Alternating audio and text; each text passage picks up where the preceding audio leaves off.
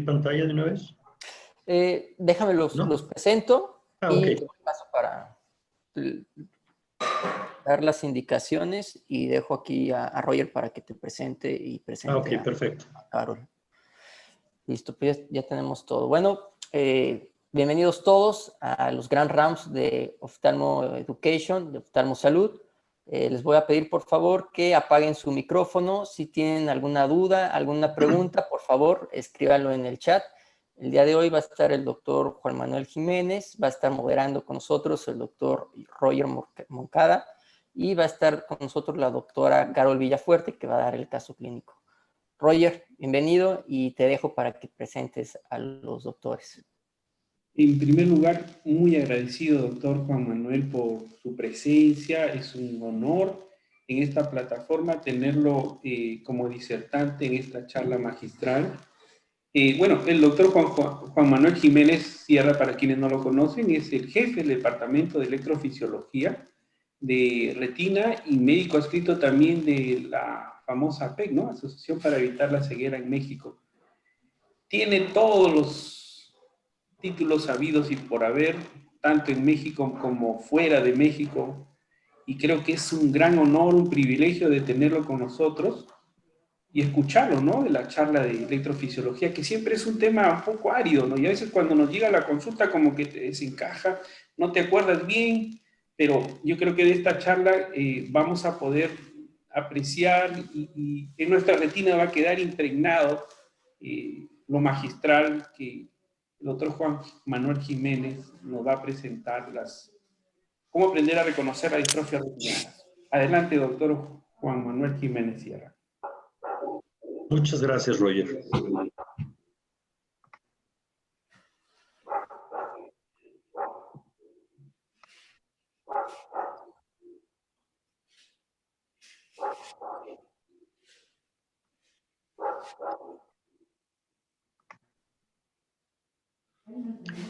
Bien, primero agradezco la invitación a estar de nuevo con ustedes. Hace 3 semanas participamos en una sesión hablando de algunas distrofias de retina, pero para no repetir la misma plática he cambiado un poco el formato y empezaremos revisando diferentes patologías.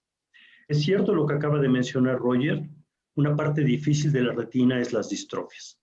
Lo que yo voy a hablar es básicamente la parte clínica. Sé que tienen una sesión mañana en la que podrán hablar de la parte genómica, pero hoy hablaremos de la parte clínica, cómo reconocerlas y cómo tratar de identificarlas y entenderlas desde el punto de vista clínico. ¿Qué temas vamos a revisar? Una introducción breve de las distrofias, patologías que nos interesan el día de hoy, retinosquisis juvenil, distrofia bastón-cono, amaurosis congénita de Leber, distrofia viteliforme de Gass, Stargardt y fondo flavimaculados. Es un poco ambicioso este temario, son 21 padecimientos y veamos cuántos alcanzamos a revisar en el tiempo que tenemos. Estos son los laboratorios o las casas comerciales con las que tengo alguna relación como conferencista o advisory board y no tengo interés económico en lo que vamos a mencionar. Algunas distrofias tienen la ventaja de que viendo la imagen de fondo de ojo podemos llegar a hacer el diagnóstico. Algunas son muy fáciles, pero otras son difíciles. Y como no son padecimientos que veamos tan seguido, a veces requerimos estudiarlas un poco más para llegar al diagnóstico. Primero, ¿qué es una distrofia? Una distrofia es un desorden hereditario, bilateral, progresivo, simétrico y que se inicia después del nacimiento. Y hay un grupo de padecimientos muy parecidos que se llaman padecimientos estacionarios de retina, que también son hereditarios, son bilaterales, son simétricos, pero están presentes desde el nacimiento y no progresan. Si juntamos los dos grupos, tenemos más de 85 enfermedades. Hoy hablaremos cerca de 20 enfermedades si nos alcanza el tiempo.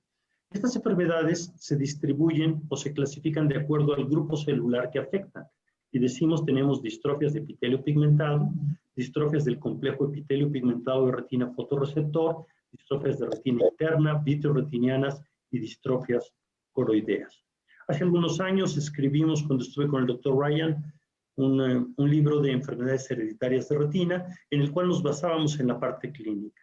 ¿Qué ha cambiado ahora que tenemos estudios genéticos y de biología molecular que nos han ayudado a identificar más de 250 mutaciones diferentes en distrofias de retina, pero debo mencionar que en cerca del 50% de los pacientes aún no encontramos qué mutación presenta.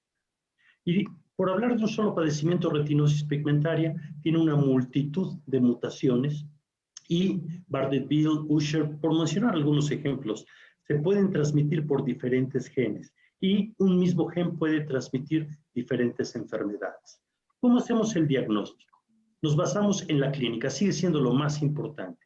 Nos apoyamos en autofluorescencia, angiografía y estudios de electrofisiología. Y a esto le añadimos nuestra parte genética. Nada más por mencionar algo de electrofisiología, valoramos la función de conos y bastones, conos mediante el electroretinograma que se llama fotópico y bastones mediante el electroretinograma que se llama escotópico. Y el electroculograma lo que mide es epitelio pigmentado de la retina. Y recordemos si esta relación de luz-obscuridad es mayor a 200%, decimos que ese epitelio funciona normalmente. Y eso se llama relación de Arp. El electroretinograma multifocal no ayuda al diagnóstico, pero sí nos dice topográficamente dónde está el daño. Y también nos apoyamos con pruebas de psicofísica, como es visión al color, campo visual, adaptometría, sensibilidad al contraste, etc. Siempre le menciono a mis residentes que hay algunos padecimientos que sí debemos conocer. Enfermedad de Best, enfermedad de Stargardt, distrofia de conos y monocromatismo de bastones, distrofia bastón-conos, es decir, retinitis pigmentosa, girata y corodideremia y retinosquisis juvenil. Y ahora agregamos vitroretinopatía exudativa familiar porque ha tomado mucho más auge en los últimos años. Empecemos con retinosquisis juvenil ligada a cromosoma X. Esta es una alteración ligada a cromosoma X, por lo tanto nada más la padecen los varones. Esta es la mutación y se encuentra en el cromosoma X y produce una alteración en una proteína llamada retinosquisina que afecta células de Mjoller.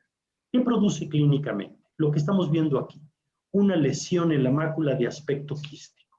Cuando esta lesión la presenta en los dos ojos, y esto lo tiene el 100% de los pacientes jóvenes, es muy probable que estemos ante una retinosquisis juvenil. La visión puede variar entre 20/60 y 20/200, pero lo clásico es encontrar esto. A veces los pacientes acuden por primera ocasión por hemorragia vítrea en un ojo. Cuando ven a un niño con una hemorragia vítrea espontánea en un ojo, vean la mácula del otro ojo. Frecuentemente van a encontrar esto y el diagnóstico ya está. Por OCT que encontramos hay una separación de las capas de la retina y se convierte como si fuera una pasta hojaldrada. Separa las capas de la retina.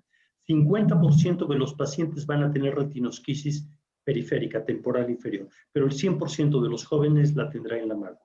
Característicamente el electroretinograma de luz intensa se vuelve negativo. No hay onda B positiva, nada más es negativo, y esto es porque se produce esta separación de las capas medias de la retina.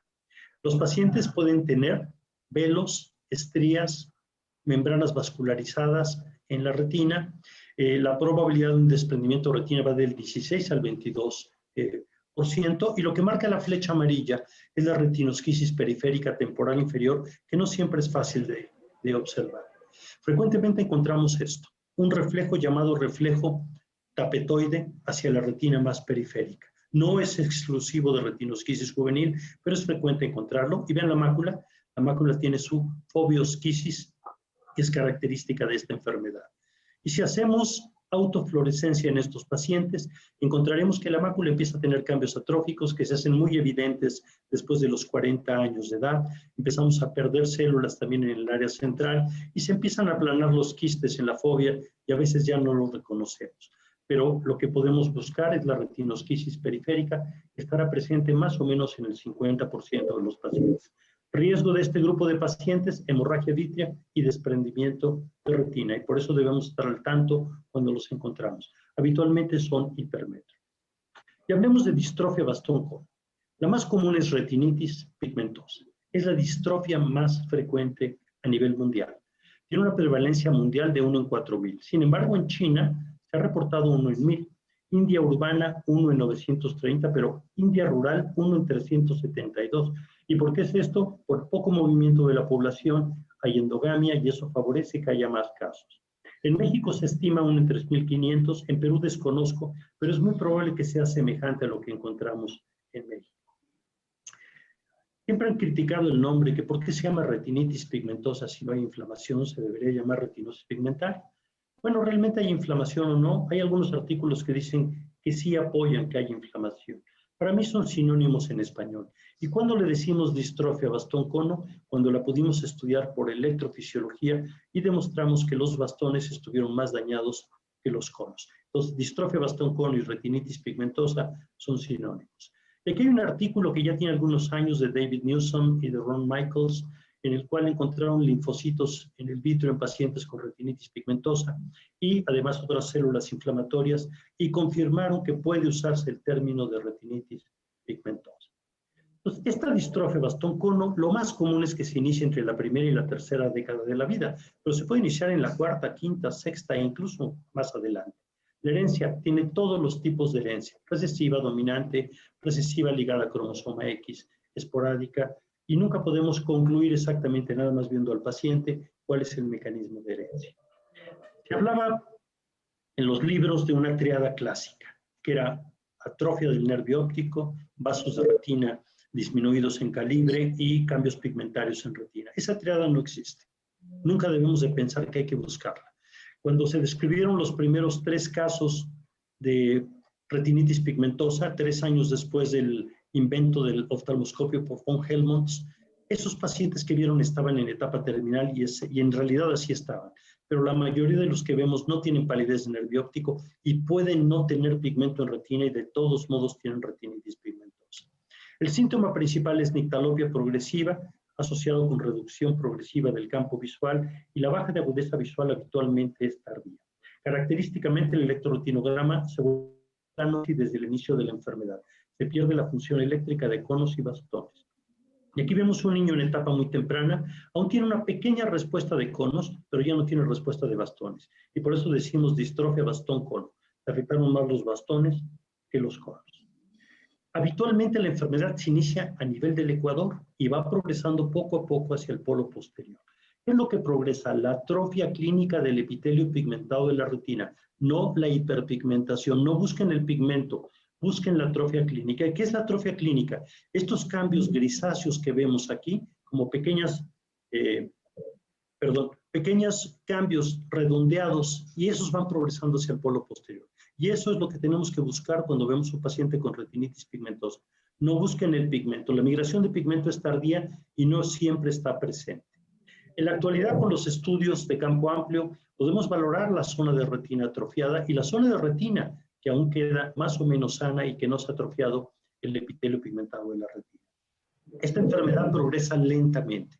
Decimos en términos generales, se pierde entre el 5 y el 10% del campo residual por año, pero tiene etapas de no progresión. No sabemos por qué, pero hay etapas en las cuales no progresa.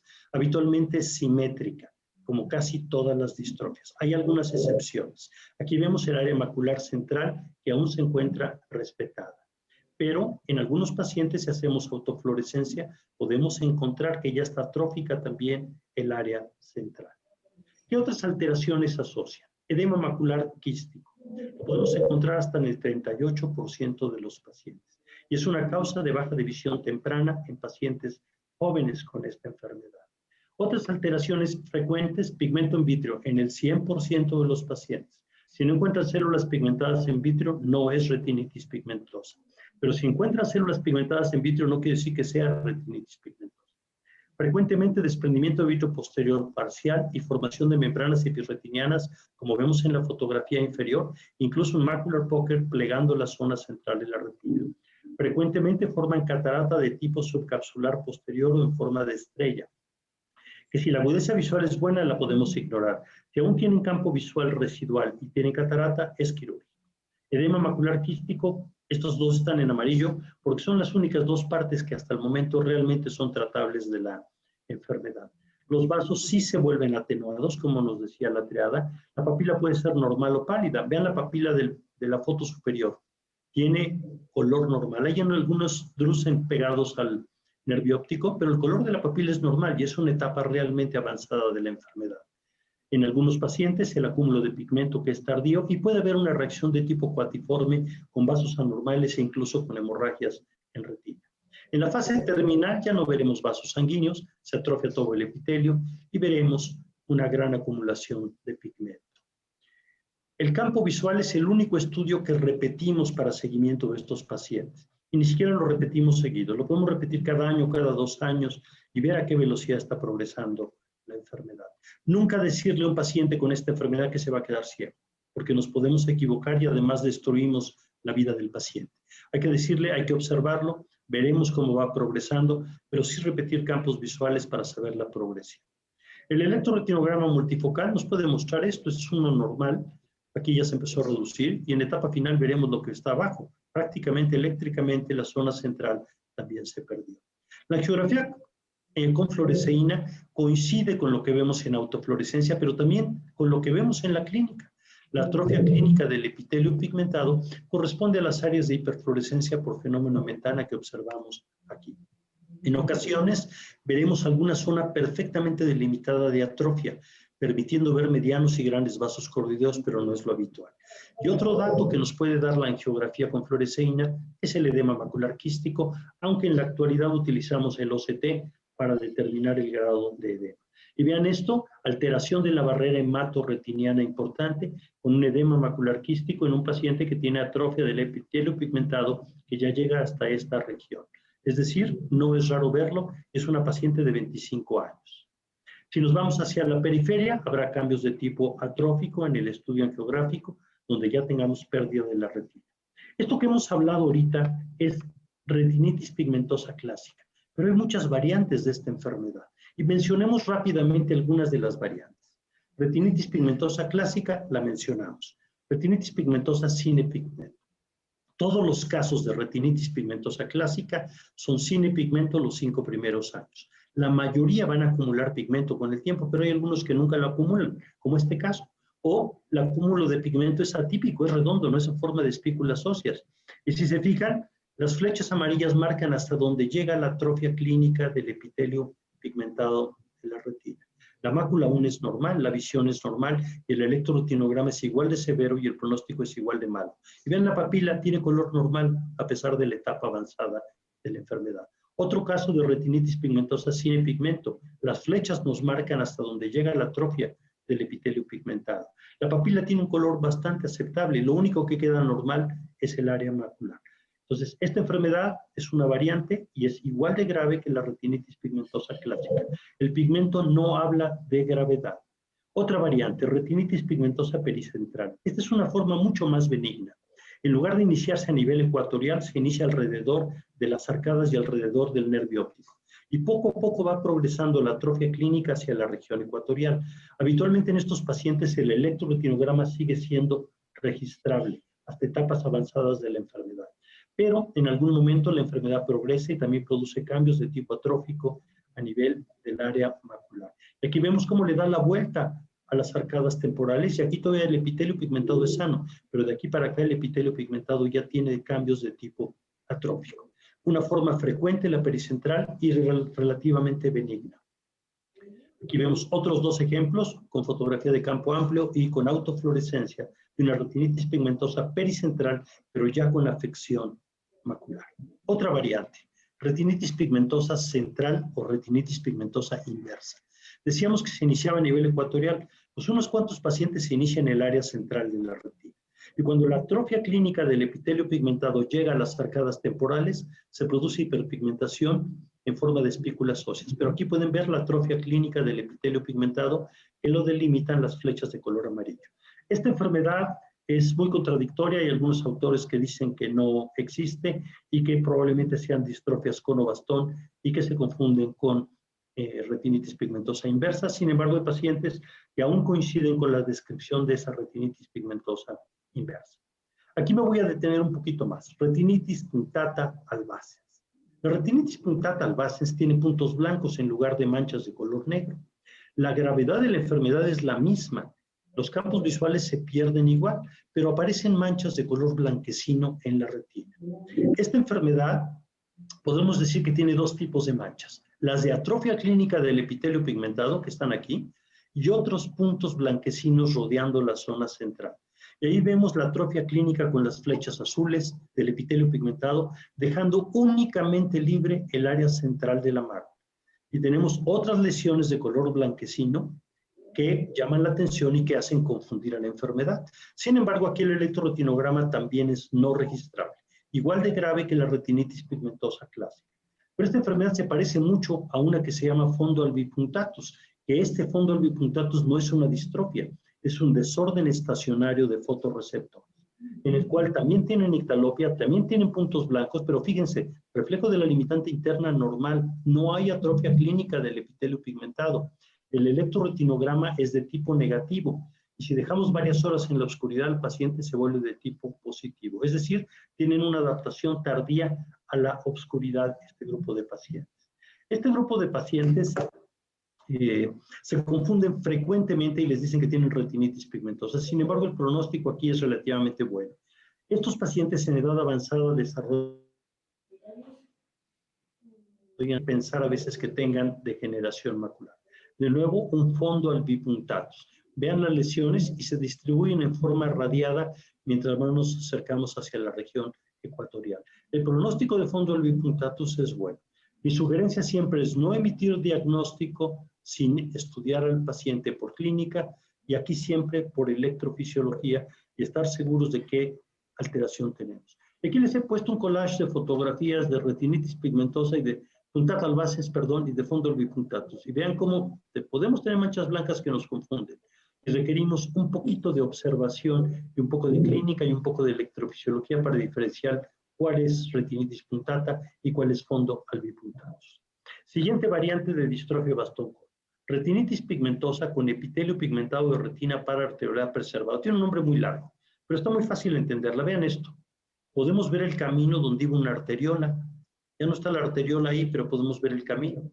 Y observen cambios en el epitelio pigmentado alrededor de la arteriola, pero sí lo hay alrededor de la vénula. Por eso decimos con epitelio pigmentado de retina paraarteriolar preservado. El recorrido de la vénula sí se encuentra atrófico. Y cuando hacemos una angiografía con fluoresceína, vean el patrón que nos da. Donde está la arteriola no hay atrofia del epitelio, donde está la vénula sí. Estos pacientes se heredan en forma autosómica recesiva, es muy agresiva, se afecta a la mácula tempranamente y no es una enfermedad tan rara. Desafortunadamente, sí vemos muchos pacientes con esta variante. Siguiente variante de distrofia bastón cono es la atrofia paravenosa corioretiniana. Observen aquí, el pigmento sigue nada más a las grandes venas, pero el resto de la retina prácticamente es sano.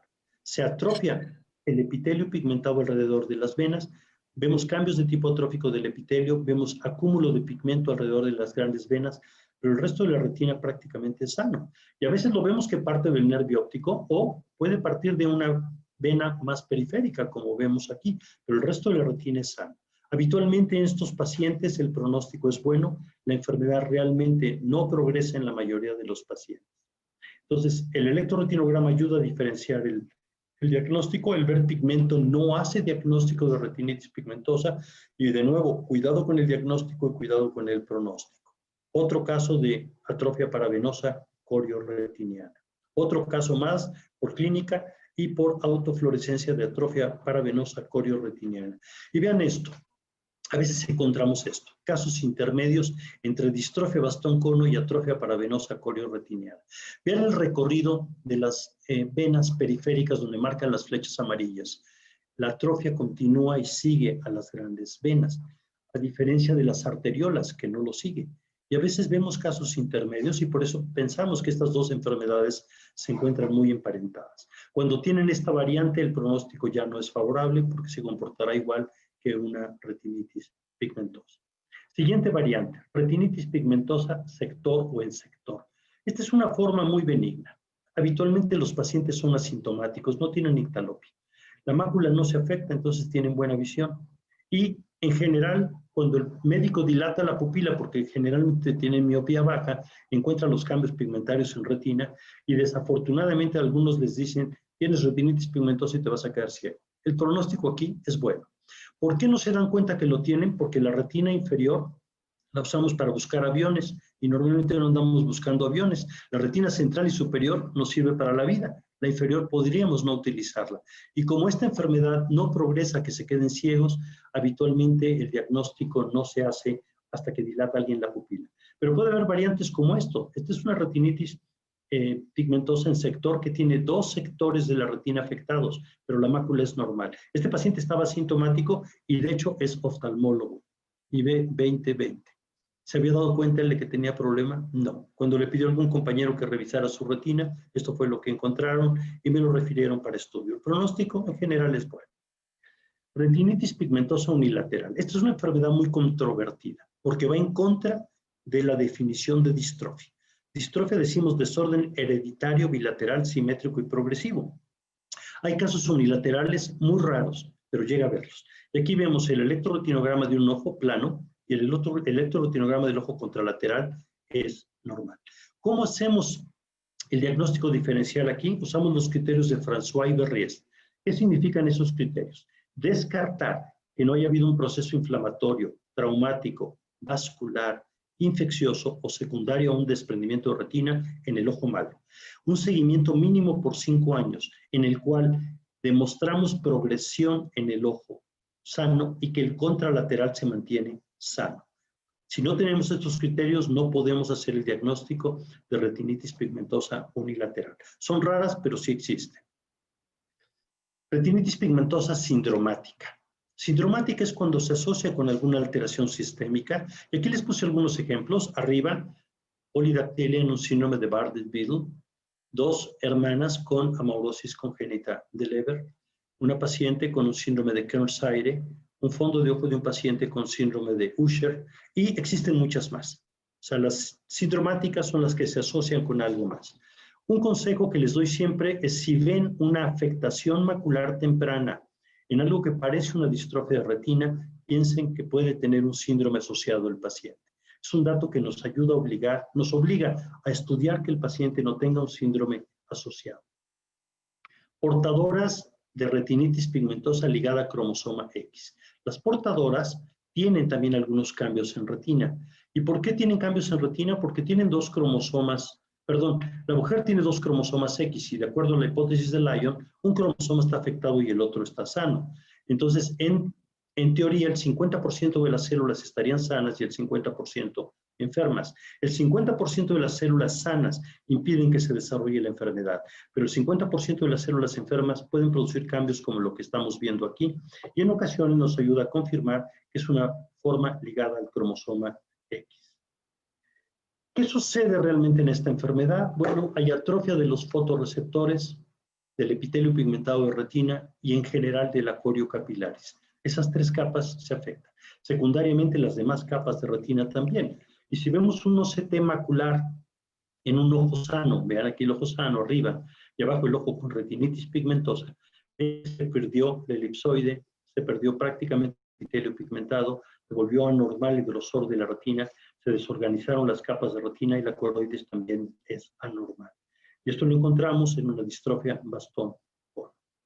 ¿Por qué mencionar algo de amaurosis congénita de Leber? Bueno, porque en la actualidad, cuando existe esta mutación específica, RPE65, ha iniciado la terapia génica desde el año 2017 con el medicamento llamado Luxturna, que puede limitar y mejorar en forma subjetiva la visión en los pacientes cuando no existe un daño muy severo y tiene que ser en la forma bialélica para que se pueda intentar el tratamiento. Amaurosis congénita de Leber puede tener muchos cambios en retina, como lo que estamos viendo aquí, o lo que estamos viendo en esta fotografía, o fondo de sal y pimienta, como se observa aquí en esta fotografía clínica. Es decir, hay muchas variantes en esta enfermedad, incluso la forma que se llama colobomatosa, que se confunde con toxoplasmosis congénita, porque los pacientes tienen baja visión desde el nacimiento. El electroretinograma es habitualmente no registrable desde el año de edad. Distrofia, cambiemos de grupo de enfermedades, vayamos a distrofia viteliforme o enfermedad de Best. Esta enfermedad, aunque no sea tan frecuente, es clásica y siempre la preguntamos a los residentes, no sé por qué, pero siempre les queremos que se la sepan. Es una distrofia primaria de epitelio pigmentado de retina, por lo tanto, lo que se va a encontrar afectado es el electrooculograma. Se hereda en forma autosómica dominante, la penetración es incompleta, la expresividad es variable y es ligeramente más común en europeos. La mutación y el gen anormal lo mostramos aquí, y esto codifica una proteína que se llama bestropina. Esta bestropina es una proteína de membrana vasolateral del epitelio pigmentado de retina que afecta los canales de calcio. Y finalmente, todo el epitelio va a estar enfermo, aunque la manifestación clínica, cuando se llega a presentar, es básicamente en la mácula.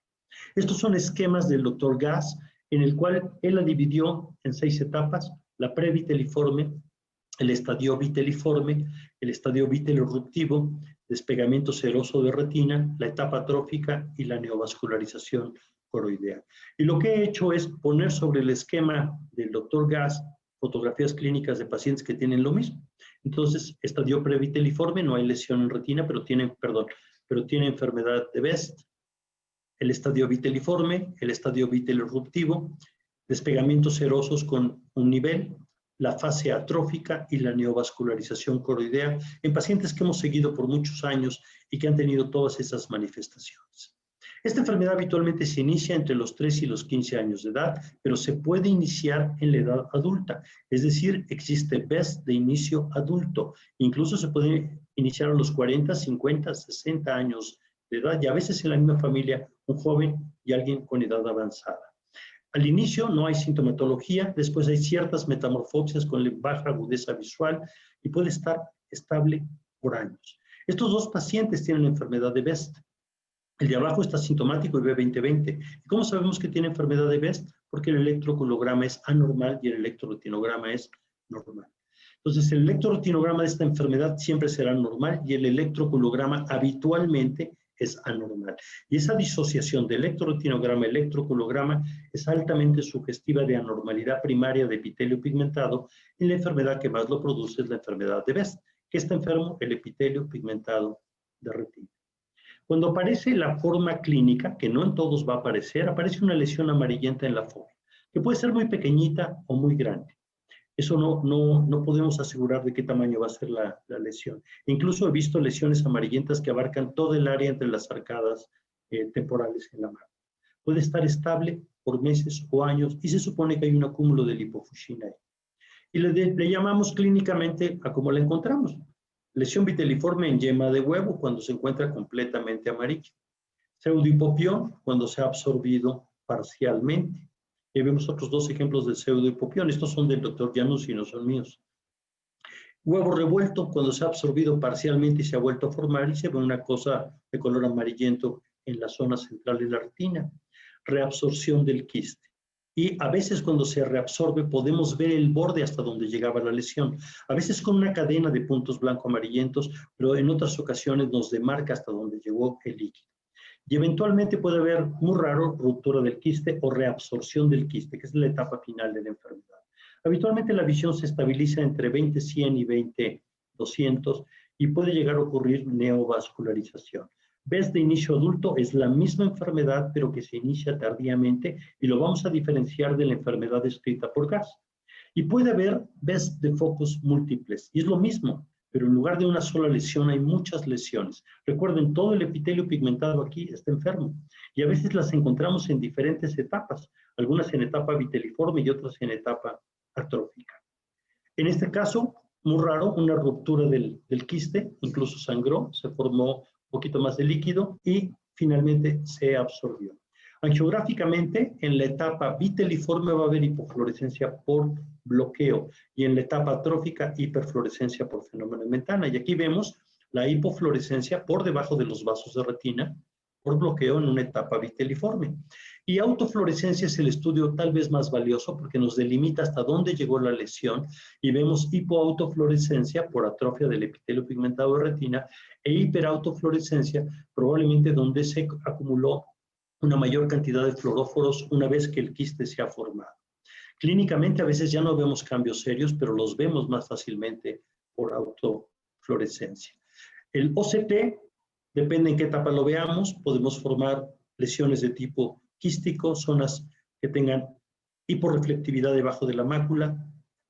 Si pasamos por la zona de pseudohipopión va a haber hiperreflectividad y finalmente una etapa atrófica en la que perdemos prácticamente las capas de la retina. Y decimos que esta enfermedad es potencial para el desarrollo de neovascularización subretiniana.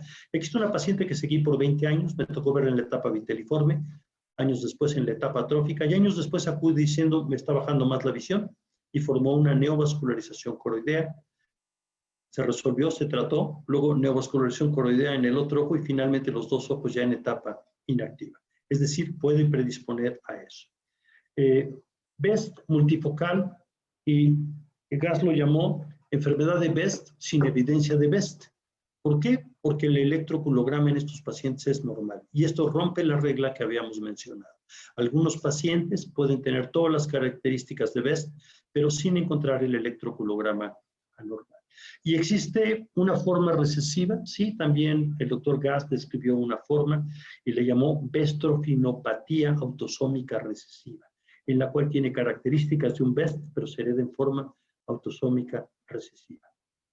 Y aquí quiero incluir la enfermedad de Gass. Del lado izquierdo de su pantalla tiene la enfermedad de BEST, del lado derecho la enfermedad de Gass. ¿Qué es la enfermedad de Gass? En inglés se llama distrofia foveo-macular viteliforme de inicio adulto. Y las características aquí las podemos ver fácilmente. Tienen una lesión amarillenta chiquitita en el centro con un punto central grisáceo, rodeado de lesiones drucenoides.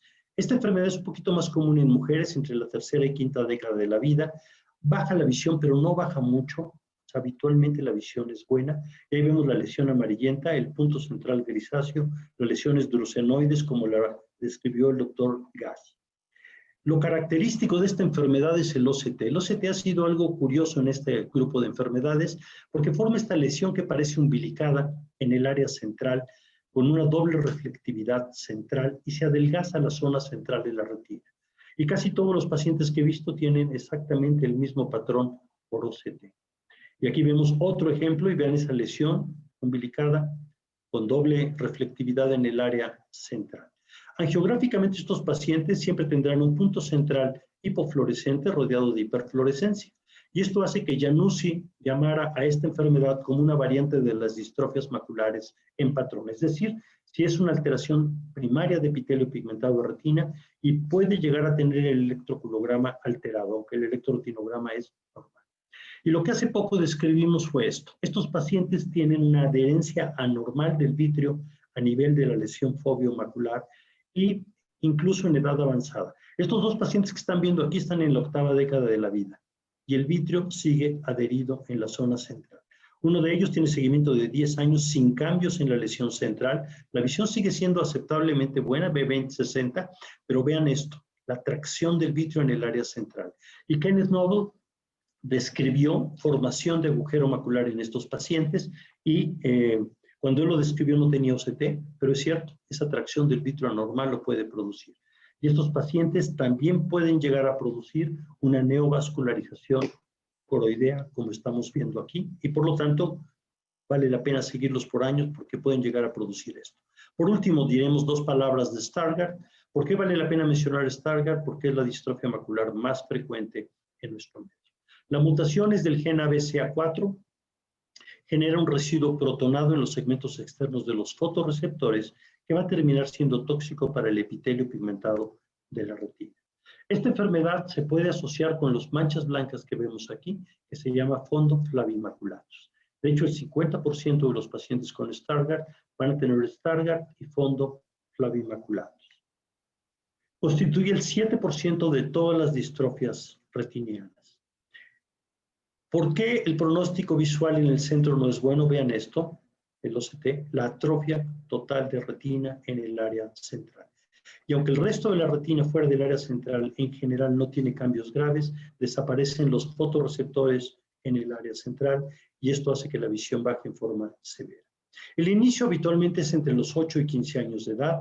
En una primera etapa se pierde el reflejo de la limitante interna, baja la agudeza visual, pero el fondo de ojo es prácticamente normal. Cuando ya empezamos a ver cambios, observamos esto. Algunos puntilleos de color blanquecino en el polo posterior, o como lo vemos aquí, con pequeños cambios de tipo atrófico en el área central y se pierde la continuidad del reflejo de la limitante interna. Estos dos pacientes tienen 8 años de edad y ya tienen baja de agudeza visual.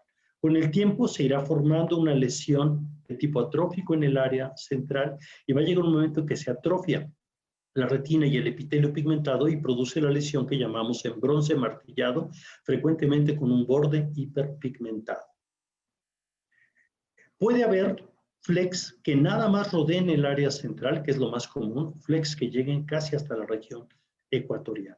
Y aquí vemos ese bronce martillado en el área central con una corona de flecks alrededor del área central y vemos los flecks.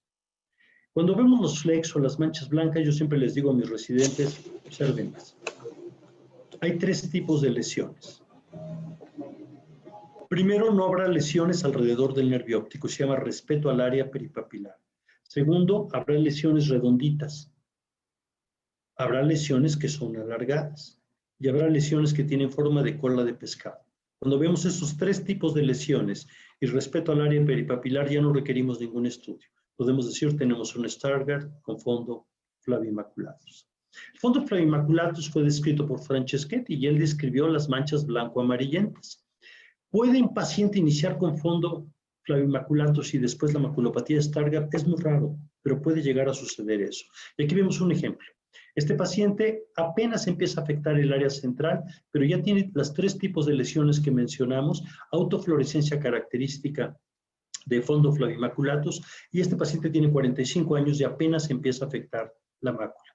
El oftalmólogo que lo vio le dijo, tienes una degeneración macular por la edad temprana, pero realmente no. O sea, aquí el paciente tiene otra alteración. Angiográficamente, lo característico es encontrar en la mayoría de los pacientes un silencio coroideo. Habitualmente se piensa que es bloqueo por lipofuscina. Cuando la enfermedad ya está en etapa avanzada, vean esto, respeto al área peripapilar, y los flecks antiguos producen hiperfluorescencia por fenomenamentana, los flecks recientes producen hipofluorescencia y vean el silencio coroideo, que es característico de esta enfermedad. Y otro ejemplo, vemos esa coroides prácticamente bloqueada, coroides muy negra, con esa lesión macular atrófica y el respeto al área peripapilar. El electroretinograma siempre es registrable, ligeramente disminuido, y el electroculograma puede llegar a ser anormal en los casos que tienen demasiados flecks. Siempre tienen una discromatopsia de tipo Proton-Deutan, la visión baja habitualmente a 20-200 en la segunda o tercera década de la vida, pero rara vez pierden más visión. Los cambios por OCT, pues son cambios de tipo atrófico en el área central, muy característicos, y frecuentemente vemos algunos depósitos blanquecinos hiperreflécticos sobre el epitelio pigmentado fuera del área central. Y eso es muy común observarlo en enfermedad de Stargardt. Cuando hacemos autofluorescencia en estos pacientes, podemos encontrar la lesión atrófica, pero podemos encontrar también esto. Puntos hipoautofluorescentes, que son los flecks más antiguos, y hiperautofluorescentes, que son los flecks más recientes. Y de nuevo observen, en ojo derecho no hay flecks alrededor del nervio óptico, en ojo izquierdo no hay flecks alrededor del nervio óptico. Cuando nada más tenemos la forma atrófica, hay hipoautofluorescencia en el centro, con los flecks que producen hiperautofluorescencia alrededor del área central. Y en esta foto, que es de un campo mucho más amplio, vemos lo mismo, el respeto al área peripapilar, con la atrofia macular y la distribución clásica de los flecks.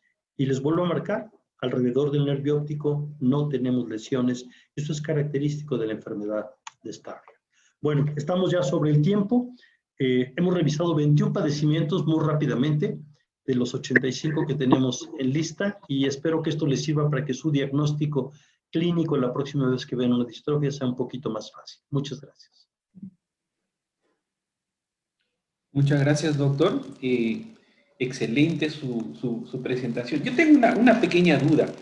En nuestra realidad no tenemos el examen electroculograma a la mano, no tenemos como herramienta diagnóstica. La electrofisiología nos ayuda muchísimo en el caso de BES. ¿Cómo hacemos si tenemos un caso de un estadio previteliforme y no tenemos electroculograma? ¿Cómo nos podríamos afinar el diagnóstico de una maculopatía de BES? Bueno, sería difícil. Una sería hacer un estudio genético, que también no es fácil si no tenemos también el electroculograma, y aún en México tenemos dificultad para hacer esos estudios genéticos. Si no tenemos la prueba de electrofisiología, es muy difícil. Cuando encontramos un paciente con BES y estamos seguros que tiene BES, como se hereda en forma autosómica dominante, tenemos que pensar que o papá o mamá, uno de los dos, es el que tiene la enfermedad aunque no tenga la manifestación. Son mal llamados portadores porque no son portadores. Están afectados pero sin la manifestación clínica. ¿Cómo sabemos que están afectados? Porque si les hacemos electroculograma va a ser anormal aunque vean 20/20. Y es probable que la mitad de los hermanos también tengan la misma alteración. Esta enfermedad puede pasar a veces generaciones sin que alguien tenga la manifestación clínica. ¿Por qué de repente algunos la presentan? No lo sé. Y últimamente casi todos los que he visto que presentan la manifestación clínica la han presentado a edad un poquito más avanzada que lo que veíamos antes. Desconozco el motivo. Pero tu pregunta es buena. Sería muy difícil hacer el diagnóstico de etapa previteliforme si no hacemos pruebas de electrofisiología. A veces la autofluorescencia muestra pequeños puntitos hipoautofluorescentes en el área central, pero no siempre los encontramos. Hay alguna también, en algunos casos, yéndonos al otro aspecto de la retinosis pigmentosa, a veces no vemos, como dice usted, los pigmentos clásicos, las espículas, y la autofluorescencia muchas veces nos permite valorar muy bien esa areola periférica por las arqueadas, donde el epitelio pigmentario ya está afectado severamente, y la autofluorescencia sinceramente es una herramienta muy buena cuando clínicamente no podemos valorarlo con mucho detalle, ¿no? Yo creo que antes de pedir una angiografía de retina con fluoresceína, hay que pedir una autofluorescencia. Muchas veces evitamos el estudio con la fluoresceína. Tal vez el único cuidado serían enfermedades Stargardt, porque está demostrado que la sobreexposición a la luz podría dañar un poco más a la retina. Pero si lo vamos a hacer una sola vez el estudio que debemos hacer es autofluorescencia. Yo diría cualquier paciente que piensen que tenga una distrofia de retina, hagan autofluorescencia, aunque no hagan angiografía con fluoresceína. Y aunque no tuvieran pruebas de electrofisiología, muchos de los pacientes hacemos el diagnóstico por clínica porque la electrofisiología no da diagnóstico. Dice que el grupo celular es el más afectado. Eso más la clínica nos puede ayudar a llegar al diagnóstico. Y no siempre llegamos, tengo que mencionarlo, a pesar de que tengo 35 años haciendo retina quirúrgica y médica, no siempre llegamos al diagnóstico y hay ocasiones en que decimos, esto no lo puedo confirmar. Y hasta el momento hemos encontrado incluso 2 enfermedades no descritas. Al encontrar varios pacientes que tienen lo mismo y decimos, bueno, pues probablemente sea una enfermedad nueva y resultó que sí, era una enfermedad nueva, no descrita. El ver pigmento en retina, también vale la pena mencionarlo, no hace diagnóstico de retinitis pigmentosa. Hace algunos años hice una lista de padecimientos que producen retinopatía pigmentaria, no retinitis pigmentosa, sino pigmento en retina. Y en esa lista acumulamos 70 y tantos padecimientos. Entonces, pigmento en retina tampoco hace diagnóstico de retinitis pigmentosa.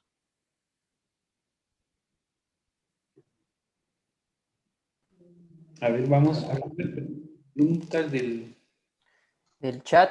Son muchísimas felicitaciones, doctor, más bien, excelente charla, bastante completa, y aquí en el chat están poniendo que magnífica charla. Muchísimas gracias, la verdad que bastante completa y con una calidad de imágenes buenísima. ¿Qué le falta a esta charla? La parte genética, pero mañana van a ver algo de la parte genética, que esa es la parte nueva de las distrofias de retina. Y es el panorama que se ha abierto, porque se inicia la era de la terapia génica y hay mucha investigación en esto, y es muy probable que a futuro podamos tratar muchas de estas enfermedades que antes decíamos no tienen tratamiento alguno. Mi enfoque principal el día de hoy fue la clínica. Perfecto, muchísimas gracias. No, gracias a ustedes. Bueno, y a continuación va a seguir la doctora Carol Villafuerte. Ella es cirujano oftalmólogo, está haciendo el fellow de retina aquí en el instituto y nos va a presentar un caso clínico. Adelante, Carol. Ok, buenas noches con todos. El día de hoy vamos a hacer un caso clínico. No va a ser acerca de distrofia, ya voy dando una idea, pero vamos a hablar de un tema que también es muy interesante. Entonces vamos a empezar. La paciente es una paciente de sexo femenino de 67 años, de raza mestiza, procedente de Lima. Viene a la consulta con un tiempo de enfermedad de 5 años. El inicio es insidioso, curso progresivo. Bien, el motivo de la consulta es porque viene por baja de visión de hace más o menos 5 años, progresiva en ambos ojos. Antecedentes personales y familiares niega, y la agudeza visual con la que viene es una agudeza visual de 20-100 en el ojo derecho que corrige a 20-40 y en el ojo izquierdo de 20-150 que corrige a 20-60. En el segmento anterior no se encuentra ninguna complicación ni nada relevante y vamos a pasar de frente a lo que sería el fondo de ojo.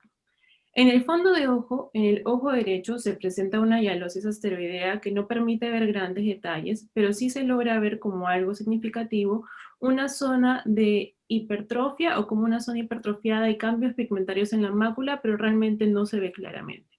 Mientras el ojo izquierdo sí podemos ver mejor, se ve el nervio óptico, se ven los bordes bien, excavación 0,3, la relación 2,3, y en el área macular, que es el área que es la más llamativa en este caso, vemos un cambio de unas zonas de hipertrofias del EPR con algunos cambios pigmentarios alrededor en el área macular.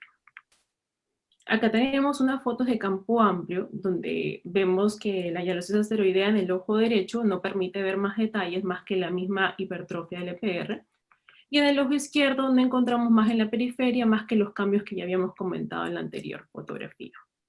Entonces, viene una paciente que tenemos una lesión macular, entonces vamos a pedir los exámenes básicos para poder determinar qué sería su diagnóstico con una baja de visión. Entonces, en la tomografía, nosotros encontramos unas lesiones en ambos ojos, donde se ven cavitaciones en el área macular, se ven zonas hiporreflectivas, se ven desórdenes tanto en las capas internas como en las capas externas en el ojo derecho y disrupción de las líneas de la línea elipsoide. En el ojo izquierdo, muy parecido, también encontramos ciertas cavitaciones, cambios, pero lo característico que vamos a encontrar es que el grosor de la mácula no está aumentado. Vemos que el grosor se mantiene en ambos ojos. Estas son más imágenes donde en el ojo derecho podemos seguir viendo ciertas cavitaciones y ciertos cambios, y en el ojo izquierdo también podemos encontrar las cavitaciones aparentemente como si fuera un pseudo agujero. Solicitamos una autofluorescencia y en la autofluorescencia podemos encontrar que vemos una hipoautofluorescencia marcada propio de la que era la hipertrofia del EPR y vemos que en el ojo izquierdo se ve un poco más pérdida o una disminución de la hipoautofluorescencia normal que tiene la mácula o la fóvea. En la fluorangiografía lo que vamos a encontrar son cambios. Acá tenemos una hipofluorescencia. Esta hipofluorescencia corresponde al EPR por un efecto de bloqueo, y acá tenemos una hiperfluorescencia que en tiempos tardíos va a aumentar. Este es el del ojo derecho. Y cuando pasamos al ojo izquierdo podemos determinar algunos cambios más sutiles como cambios telangiectásicos que podrían encontrarse hacia el área temporal en el área paramacular, que haciendo en los tiempos tardíos aumenta en tamaño la hiperfluorescencia. Solicitamos unos exámenes también para poder determinar que con la OCT angio, donde vemos que en la zona avascular encontramos un cierto complejo vascular, y en el ojo izquierdo también se encuentra justo en la zona temporal. Entonces, con todo esto, nosotros podemos dar un diagnóstico, o sea, uno de los diagnósticos con los que esta paciente estuvo mucho tiempo fue con un diagnóstico de degeneración macular relacionada a la edad con una membrana neovascular. Y en algunas otras instituciones tuvo tratamiento con inyecciones inyecciones de antiangiogénicos Avastin para poder mejorar lo que sería la agudeza visual. Pero vamos a hacer una unidad clínica de lo que hemos encontrado en esta paciente, porque no todo es degeneración macular relacionada a la edad. Es una enfermedad bilateral en una paciente de más o menos 60 años, donde encontramos cambios capilares bastante sutiles, temporales, paramaculares y cavitaciones foveales, con pérdida de las estructuras de segmentos externos. Entonces, hablando y volviendo nuevamente a hacer una unidad clínica en esta paciente, vemos que la paciente tiene ciertas zonas de atrofia en esta zona, y vemos que es una enfermedad bilateral, donde lo más característico es la parte de la angiografía, y por ende nuestro diagnóstico al que planteamos fue la enfermedad de Bactel tipo 2. La enfermedad de McTell tipo 2 es una enfermedad telangiectásica bilateral adquirida, perifovial, de causa desconocida. Usualmente es por alteraciones de la malla macular y atrofia neurosensorial. Inicialmente empieza temporal a la fobia, como vimos en nuestra paciente. Puede ser inicial temporal inferior y luego temporal superior, envolviendo finalmente el área parafovial, usualmente respetando el área fovial central. Las etiologías, la verdad es que no se sabe realmente, pero una de las teorías que hoy día se hablan más es por la misma producción de los esfingolípidos, donde se cree que la serina va a ser reemplazada por la alanina a la hora de la formación de los esfingolípidos y se forma mayor cantidad de oxiceramida. Este aumento de oxiceramina se encuentra aumentado en los pacientes que tienen McTell y por eso se le asoció una cierta etiología. Realmente la etiología es desconocida. En la clasificación se sabe que pertenece al grupo 2A de la clasificación de GAS y es porque es una lesión telangiectásica, usualmente ocultas, perifoviales y es de tipo 2. Entonces, estas son las características de la enfermedad que comparten mucho lo que tendría nuestra paciente. Una enfermedad bilateral en las edades medias, aproximadamente de 50 a 60 años, con los cambios capilares maculares y cavitaciones foviales. La pérdida de estructuras de los segmentos externos y finalmente una atrofia neurosensorial. Entre las presentaciones clínicas que podemos encontrar, según GAS, va a ser la primera presentación, que es la hiperfluorescencia difusa de las fases tardías. Lo otro es la reducción de la transparencia, como se ve en la imagen número 1, donde se ve como una zona grisácea. La otra es también las vénulas en ángulo recto. Al hacer un aumento se ven que las vénulas van a ir en ángulo recto y la presencia de pigmento interretinal. Finalmente tenemos como quinto estadio las membranas neovasculares como parte de la complicación. No es muy común la presencia de una membrana neovascular, va del 12 al 14% y usualmente viene de lo que es la vasculatura profunda. Entre los exámenes auxiliares, aquí vamos a ver muy parecidos a las zonas de cavitaciones que teníamos en la paciente, donde se ven zonas de atrofia, es pérdida de tejido. En la parte de la autofluorescencia hay una pérdida de la autofluorescencia, de la hipoautofluorescencia normal que usualmente tiene el área macular. Y en la fluorangiografía vemos las zonas de telangiectasias, donde en etapas tardías de la fluorangiografía vamos a ver que aumenta y usualmente tiene una forma de anillo respetando el área central. La OCT angio también puede presentar aumentos o cambios principalmente en las capas profundas. Entonces, para hacer la parte del diagnóstico diferencial, como una de las patologías que más en esta paciente se hizo el diagnóstico diferencial fue con la degeneración macular relacionada a la edad. Esta paciente, a la hora que nosotros vemos el OCT y la fotografía, no encontramos drusas. Y realmente, las membranas neovasculares en los pacientes con degeneración macular relacionada a la edad ya presentarían drusas y tendrían usualmente lo que sería la neovascularización de la vasculatura coroidea. Las telangiectasias maculares tipo 1 son uno de los diagnósticos diferenciales, es principalmente en hombres jóvenes, unilateral y es una variante de la enfermedad de Coats. Usualmente tiene edema macular y hay dilataciones aneurismáticas en la región temporal y exudados amarillentos. Y otras pueden ser las oclusiones venosas muy localizadas que respetan el rafe horizontal y se presentan luego del cruce arteriovenoso. El tratamiento. Si la enfermedad o en general la patología es no proliferativa, realmente se ha visto que los antiangiogénicos en algunos estudios hablan de alguna forma de ser favorable, pero usualmente se recomienda no utilizarlos si es que no hay neovascularización. Cuando existe neovascularización, el tratamiento con antiangiogénicos es de primera elección, como los estudios de Charbel-Lisa, donde existe una mejora de la agudeza visual de 2.5 letras y disminución de la fuga de los pacientes. Entonces, este es el caso que he traído, es un pacientito que nos vino a la consulta y pues quise compartirlo con ustedes para ver o para discutir un poco más acerca de él.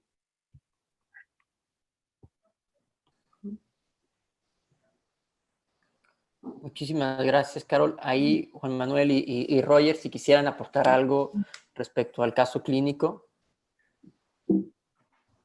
Bueno, yo creo que es un caso muy interesante, muy bien presentado, lo estudiaste muy bien. Y sí, es típico de un MACTEL tipo 2, ya en una etapa avanzada. Aquí creo que hay dos hallazgos que son muy importantes. Uno son los hallazgos de OCT, en el cual tienes esas zonas hiporreflécticas con destrucción de las capas medias y externas de retina y conservando la membrana limitante interna, y que incluso, si lo ves con cuidado, se ve el área de neovascularización en el OCT. Si te fijas en la imagen que tienes en el hexágono superior, se ve un tejido que parte del epitelio pigmentado o por debajo del epitelio y entra a la retina, que esa es la neovascularización que está presentando esta paciente. Realmente la etiología de por qué se cavita y por qué se desaparece esa zona de retina es algo que todavía no se conoce, pero lo vemos en casos que ya llevan mucho tiempo.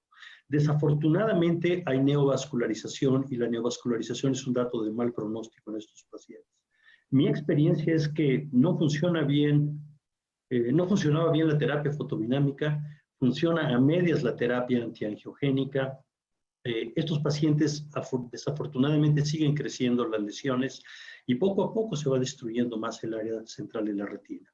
El doctor Bernstein ha publicado varios artículos, de hecho con la nueva técnica de mapeo macular por FLIO, tienen cambios muy característicos estos pacientes, pero también ha hecho estudios sistémicos y muchos de estos pacientes tienen alteraciones neurológicas. Incluso familiares de estos pacientes pueden tener alteraciones neurológicas. Yo creo que el dato importante para la gente joven, los residentes o los que aún no tienen mucha experiencia en retina es cuando vean lesiones con cambio pigmentario en el sector temporal de la mácula o que tengan áreas de hiperpigmentación, hacer una angiografía con fluoresceína es un dato muy característico, o hacer un OCT y buscar estas áreas de cavitación que son altamente sugestivas de MACTEL tipo 2. Te felicito, muy bien presentado, muy bien estudiado. Gracias, doctor.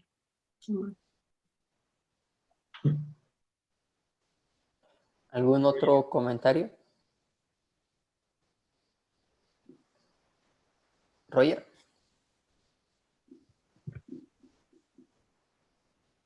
Tienes el micrófono apagado.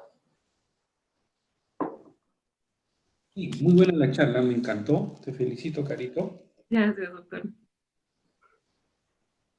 Perfecto. Muchas Las gracias. lesiones son bastante frecuentes, y a veces pasamos desapercibidas. El asunto es que a veces se interactúan con las membranas neovasculares, ¿no? Y hay que tratarlas. Muchos años la paciente estuvo con diagnóstico de degeneración macular relacionada a la edad y ya pensando un poquito más, ya pudimos llegar al diagnóstico. Sí, pues. Muy bueno, te felicito. Gracias. Bueno, pues damos ya por terminada la sesión de hoy de los Grand Rounds y agradecer nuevamente al doctor Juan Manuel Jiménez de haber estado con nosotros y al doctor Roger Moncada por estar también con nosotros como moderador. Gracias a ustedes por la invitación. Un gusto haber estado con ustedes. Muchísimas gracias. Y bueno, ya saben, pueden ver la charla, se va a colocar, ya saben, en el canal de YouTube y en la página web, la pueden ir buscando, www.oftalmoeducation.com, y nos vemos la próxima semana. Hasta luego y buenas noches a todos. Hasta luego. Gracias. Hasta luego, muchísimas gracias. Gracias. Excelente.